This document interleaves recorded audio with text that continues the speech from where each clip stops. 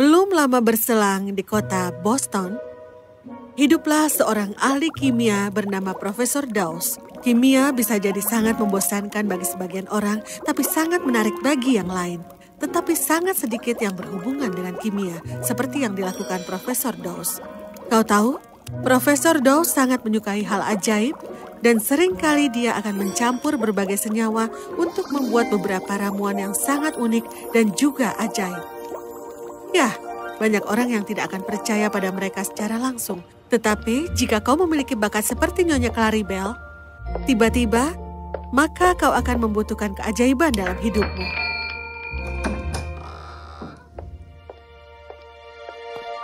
Oh, selamat siang, dokter. Nona Claribel. Senang berjumpa denganmu.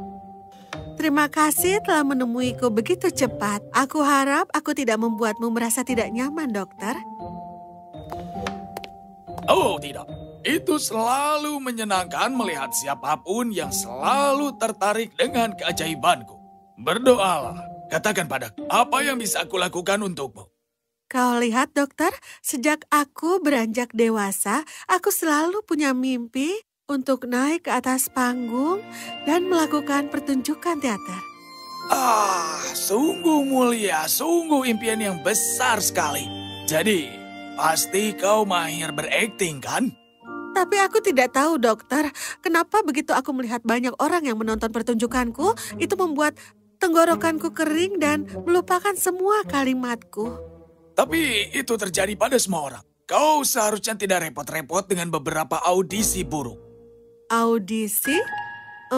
Apa itu? Kau tidak tahu apa itu audisi?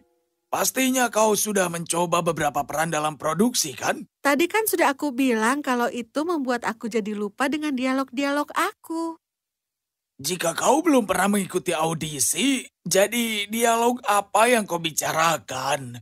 Aku sudah bilang padamu kalau aku lupa dialognya, dokter. Ya, oke. Lalu, menari kau pasti pandai menari. Ya, aku suka menari, tapi aku tidak pernah bisa bertahan dengan irama dan juga ritmenya. Jadi kalau kau menghilangkan irama dan juga musiknya, sebenarnya aku adalah penari yang sangat baik. Jadi, kau menari dengan sangat baik tanpa irama dan musik? Bagaimana dengan bernyanyi? Ketukan dan irama juga ada dalam sebuah lagu. Ditambah lagi, bernyanyi juga ada nadanya. Kau mau mendengar? Twinkle, twinkle, little star. Itu sudah cukup, terima kasih. Bagaimana kalau memainkan alat musik? Piano? Tentu saja, musik, irama, dan nada. Dan jari juga. Aku beritahu kau, kalau piano harus dimainkan dengan hanya satu jari pada suatu waktu, maka aku akan benar-benar pandai memainkannya. Akrobat dan seni bela diri tidak perlu irama dan musik dan nada. Itu hanya dan Ya, tapi semua peregangan dan olahraga, tidak, itu tidak pernah bagus sama sekali. Oke, aku mengerti bahwa kau benar-benar membutuhkan bantuanku. Tapi, kenapa teater? Sudah aku bilang, kalau ini adalah mimpiku. Baiklah, temui aku kembali dalam 10 hari. Aku akan punya sesuatu untuk membantumu. Oh, terima kasih. Jadi tepat setelah 10 hari, Claribel kembali ke kantor Profesor Dawes. Dan Profesor Dawes tampak sangat senang dengan kehadiran Claribel. Halo, silakan masuk. Silakan duduk. Mau minum teh? Oh, katakan saja, apakah kau punya ramuan atau sesuatu yang siap untukku? Jauh lebih baik dari ramuan, Nona. Aku bukan seorang penyihir abrakadabra. Aku adalah seorang profesor dan seorang yang canggih pada saat ini. Jadi ramuanku tidak buruk dan juga tidak pahit. Ramuanku itu enak, dan juga lezat. Voila! Ini adalah permenmu. Bonbon manis yang lezat. Tapi jangan tertipu oleh penampilan polos mereka. Mereka cukup manjur sekali. Lovebone Lavender di sini memungkinkan tarian yang ringan dan anggun. Yang merah muda akan membuatmu bernyanyi seperti burung bulbul. Yang putih akan membuatmu berpidato dengan baik. Dan yang coklat akan membuatmu bermain piano seperti maestro. Bonbon kuning lemon akan membuatmu melakukan akrobat yang belum pernah dilihat dunia sebelumnya. Oh, hebat sekali. Terima kasih banyak, dokter.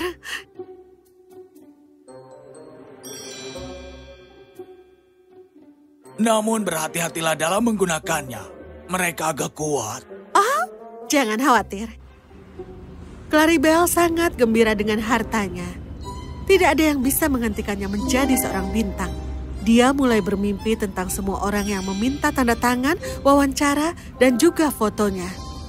Dia harus terlihat bagus untuk semua itu. Dia harus menata rambutnya dan membeli gaun-gaun baru. Tiba-tiba dia melihat sebuah butik di jalan dan dia meminta taksinya untuk berhenti. Tunggu, berhenti. Ketika dia berlari untuk membeli gaun, dia lupa dengan paket berharganya yang ada di dalam taksi itu. Dan taksi itu segera dinaiki oleh seorang ibu dan anak perempuannya yang membawa banyak barang-barang. Ibu, taksi! Berhenti! Taksi mencapai rumah mereka dan semua paket dibawa masuk ke dalam. Ketika Bessie kecil melihat kotak bonbons, dia tidak ingat kalau dia pernah mengambilnya. Dia tahu kalau itu adalah paket orang lain yang terbawa olehnya. Tapi ayolah, lagi pula isinya hanya bonbons dan mereka terlihat sangat lezat. Dia memutuskan untuk memilih satu dan mencobanya. Begitu dia mengambil gigitan pertama, dia merasa dorongan yang begitu kuat untuk pergi ke piano dan bermain. Oh, Bessie hebat sekali. Ibunya merasa sangat kaget. Oh, putriku hebat sekali. Siapa yang bermain piano? Apakah itu Bessie? Bessie kita?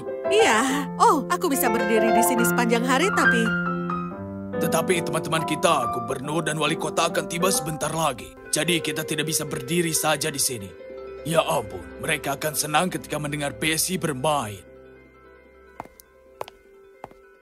Jadi Bessie terus bermain. Ibunya memperhatikan kotak permen dan berpikir betapa enak rasanya untuk mencicipi salah satu dari bonbon lezat itu. Jadi dia memilih yang putih, yang memiliki keterampilan berpidato. Beberapa saat kemudian, bel berbunyi dan tamu-tamu penting seperti gubernur dan wali kota tiba di rumahnya. Halo, silakan masuk tuan-tuan. Dora, lihat, para tamu telah tiba. Dunia ini hanyalah panggung. Dan semua pria dan wanita hanyalah pemainnya.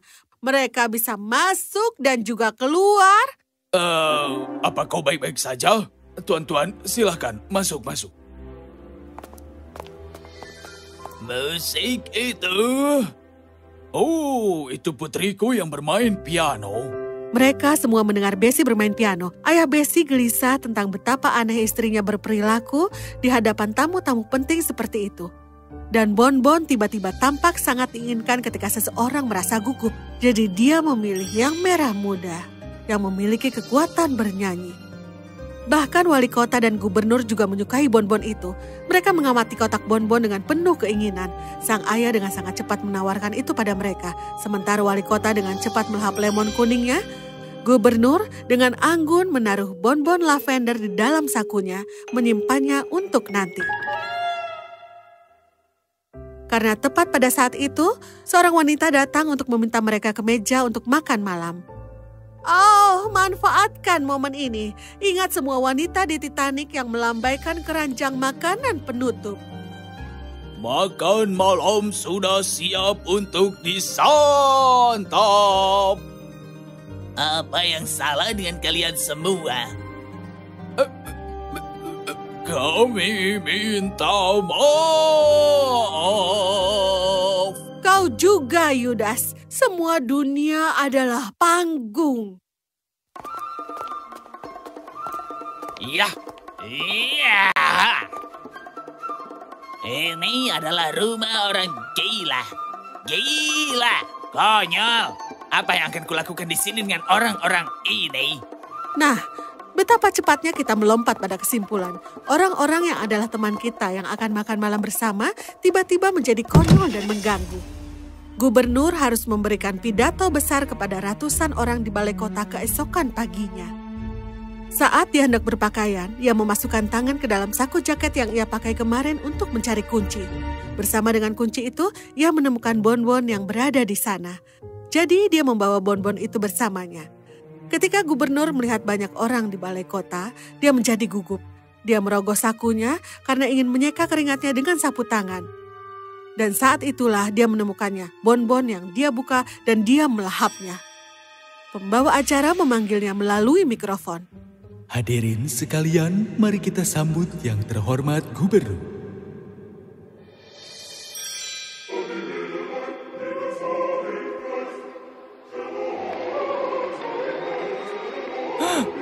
Apa dia gubernur kita?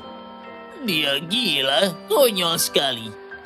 Apa yang sedang dia lakukan? Kita harus mengeluarkan dia dari kantor. Mengerikan sekali.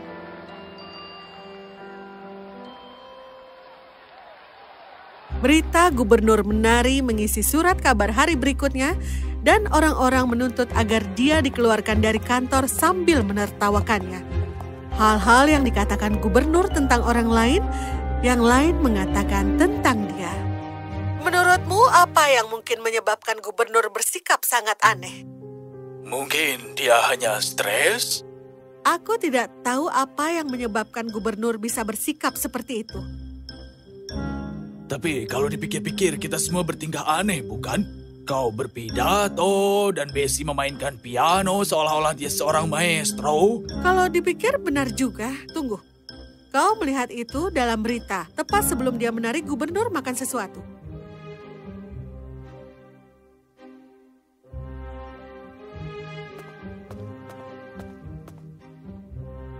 Itu adalah bonbon. Aku yakin sekali kalau kemarin itu kita tidak membeli bonbon, Bessie. Jadi dari mana kau mendapatkan bonbon itu? Ya, Ibu, sebenarnya bonbon itu berada bersama barang-barang yang Ibu beli. Tapi itu bukan milik kita. Kami tidak membeli bonbon. Seharusnya kita tidak mengambil paket itu kalau bukan milik kita, Bessie. Maafkan aku, Ibu. Aku tidak akan pernah melakukannya lagi. Mereka mungkin masih belum menyadari bahwa bonbon itu adalah ajaib. Tapi ketika Profesor Dawes melihat berita itu, dia benar-benar sadar. Claribel kembali kepadanya untuk mengambil satu kotak lagi. Terima kasih. Ini sangat kacau. Kotak yang kau berikan sebelumnya hilang begitu saja. Ya, yang ini hanya untukmu dan tidak untuk orang lain sekalipun mereka memakannya. Tapi hati-hati karena efeknya hanya sementara. Ketika kita mengandalkan bakat orang lain untuk memenuhi impian kita, itu tidak akan pernah berhasil. Dengan bantuan bonbons, Claribel mendapatkan peran sebagai pahlawan wanita di dalam sebuah drama. Tapi efek dari bonbon itu mereda tepat di tengah pertunjukan. Ya Tuhan, maafkan aku. Dan itu akhirnya mengakhiri karir Claribel sebagai bintang. Sejauh menyangkut gubernur, dia jatuh cinta dengan menari dan sekarang pergi ke kelas balet. Dan wali kota, dia masih mencoba menendang dan memecahkan batu bata atau menguji kekuatannya, tapi tidak cukup mendapatkannya. Dia belum menyadari itu hanya efek sementara dari bonbon ajaib. Kau tahu apa yang terjadi kalau kita mengambil paket yang bukan milik kita? Seseorang seharusnya tidak pernah melakukan itu. Dan untuk Claribel, dia berlatih dan berlatih dengan keras dan akhirnya menjadi seorang aktor.